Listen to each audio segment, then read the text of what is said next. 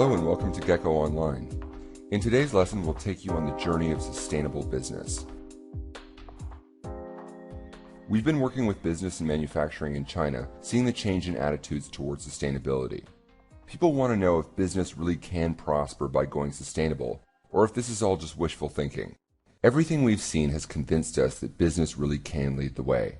The ones that really embrace sustainability are showing us how it's done. But to understand where we're headed, we need to look back and see how far we've come, and how far we have yet to go. Before we set off, let's just get one thing out of the way. It's this word sustainable, since we'll be using it a lot. Really what it means is not unsustainable, not the end of the world. So it means we're not using up all the stuff on Earth, we're not covering it in waste that never goes away, and we're making life better for people, not worse. That's a good journey for business to be on. After all, we invented business to make our lives better. Our journey starts back in the 1800s, at the start of the Industrial Revolution. Back then we wouldn't call it a journey to sustainability. It looked more like a war between industry and the environment. Coal was burned freely with no filters, and the air in the industrial cities in Europe and America became increasingly gray. Unconstrained by any environmental laws, industry continued to release more air and water pollution every year for 100 years. By the middle of the 20th century, the levels of pollution were jaw-dropping.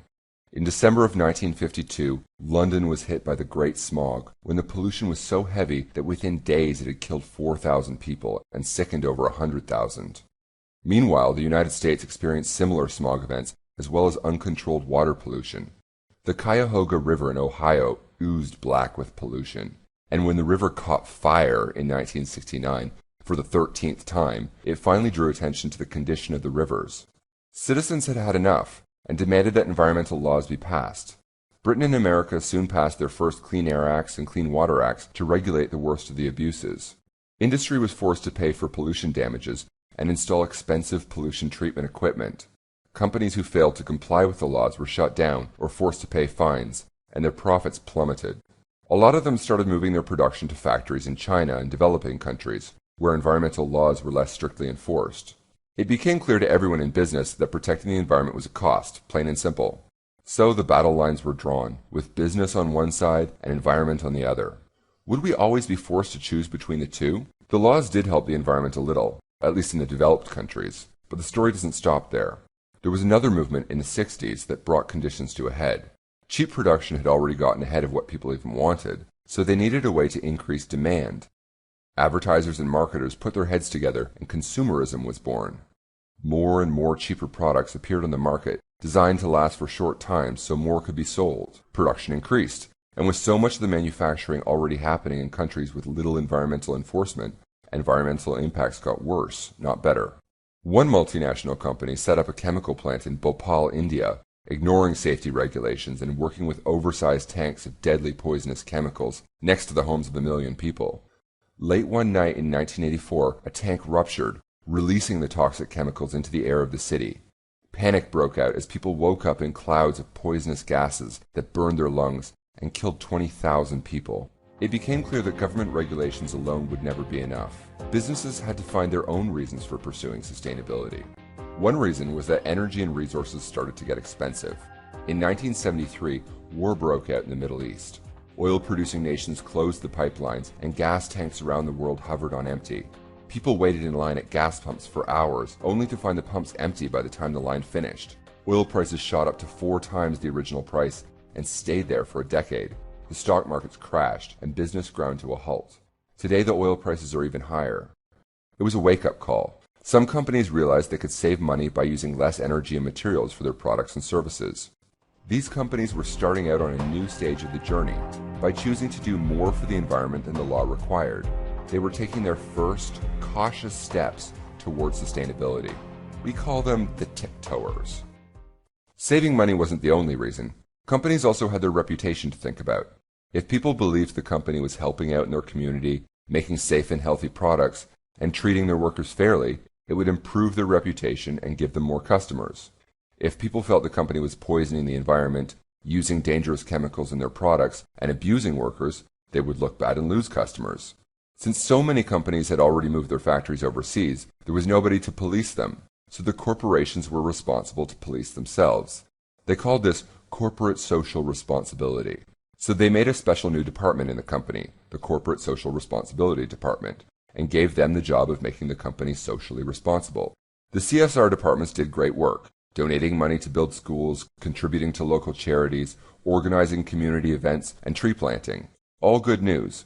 The only problem was, it wasn't really helping that much. Sure, the companies were saving a bit of energy here and there, but that was never going to get them off fossil fuels entirely for truly sustainable energy, not to mention dealing with waste, toxics, or labor issues. And the CSR departments couldn't help much, since they were separate from most business operations. So while the CSR departments were off planting trees, the rest of the company was doing business as usual. And they weren't even breaking even on the money they were paying for CSR. When they asked hundreds of tiptoer companies about it, less than a quarter said their sustainability investments were paying off. So far, the sustainability journey wasn't looking so good. If it just meant companies changing their light bulbs and planting a few trees, it wasn't ever going to get us anywhere, and it wasn't even making money, so companies might as well save themselves the trouble. So is our journey towards sustainability over? Not quite. You see, all those problems that made us care about sustainability in the first place haven't gone away. In fact, they're getting worse, and more people are starting to pay attention. First, the governments are still pushing companies, and the regulations keep getting stricter, even for companies that moved all their factories overseas. When European regulations required electronics companies to recycle their products when people finish with them, that affected every company that wants to sell in the EU, even if they're from China or America. Second, the investors are getting involved. If a company is about to get fined by the government for pollution, or have its reputation ruined because of an environmental scandal, the investors could lose a lot of money, so they want to know the risks. The Carbon Disclosure Project pushes companies to disclose their climate change risks, and it has a lot of muscle behind it. It represents investors with $71 trillion under management. That's more money than the entire world's GDP in 2010. Third, employees want to work for companies they can believe in. The best job candidates are now looking very carefully at companies' sustainability track records. After all, if you got good enough grades in school to choose the company you worked for, which one would you choose? And most importantly, consumers care more than ever about buying from companies that do the right thing. Many of them care not only about product quality and personal health effects, but about the impact of the company on the environment and society. Marketers have come up with a name for this segment. They call it LOHAS, Lifestyles of Health and Sustainability, and it has become a major influence on how companies market their products. In this new landscape, some companies see sustainability as essential for being competitive. They pursue it not only for cost savings and improving their reputation, but they're going further, embracing sustainability as part of their core business strategy. Because they're consistently walking the walk and not just talking about it, we call them the marchers. Instead of just making sustainability the job of the CSR department, they get the whole company involved, from the CEO all the way down. Whenever they make a business decision, the impacts of that decision on the environment and community are included. The marchers know that sustainability can help them attract the best employees and challenge those employees to come up with new and better ways of doing things. And this innovation can win the company new customers and expand market share. Sometimes these benefits can be hard to predict until you just go ahead and do them. But marchers are confident enough to act without all the answers, and then measure the results as they go. One famous example of this is Interface, the world's biggest carpet tile manufacturer. In the mid-90s, the founder, Ray Anderson, had customers asking what Interface was doing for the environment. He found he didn't have much to say. But this simple question set off a chain reaction that convinced Ray that sustainability was the right thing to do. Interface started investing in efficiency, cutting their waste and saving energy. But Ray realized it would take a lot more than that. Ray got everyone in the company involved. Together, they defined their vision of sustainability. The company's goal was that one day they would take nothing from the earth that the earth could not naturally and rapidly renew, and do no harm to the biosphere. Knowing it would be a long journey, they called it Climbing Mount Sustainability, and aimed to reach the top by 2020. Without hard data to prove that investments in sustainability would ever pay off, Interface's investors didn't jump at the opportunity, but Interface was willing to take a leap of faith. To eliminate their greenhouse gas emissions at the first Interface factory, they looked at the city's landfill, which was releasing tons of methane, a greenhouse gas 20 times stronger than CO2. It also happened to be an excellent fuel. If they could find a way to harvest that methane, they would eliminate all of their factory's emissions and save money on their energy costs. They couldn't prove for sure that it would pay off, but their research convinced them that it was likely enough to go ahead. Sure enough, they not only got enough methane to fuel their plant, but enough to sell to other factories, easily paying off their investment. By eliminating the city's main source of methane emissions, their factory became carbon neutral.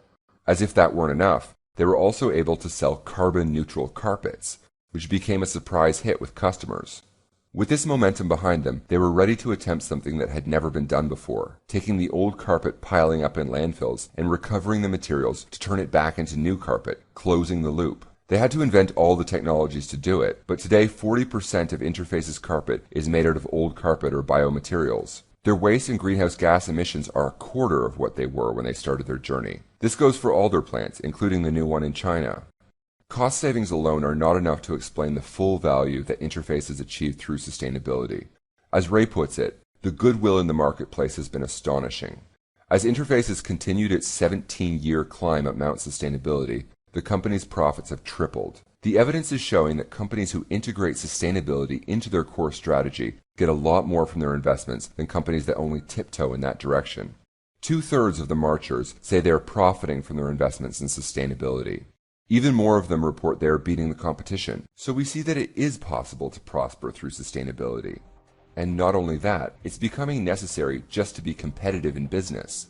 Sustainability is not a trend. It's always been about the survival of people on this planet, and now it's becoming necessary for the survival of business too.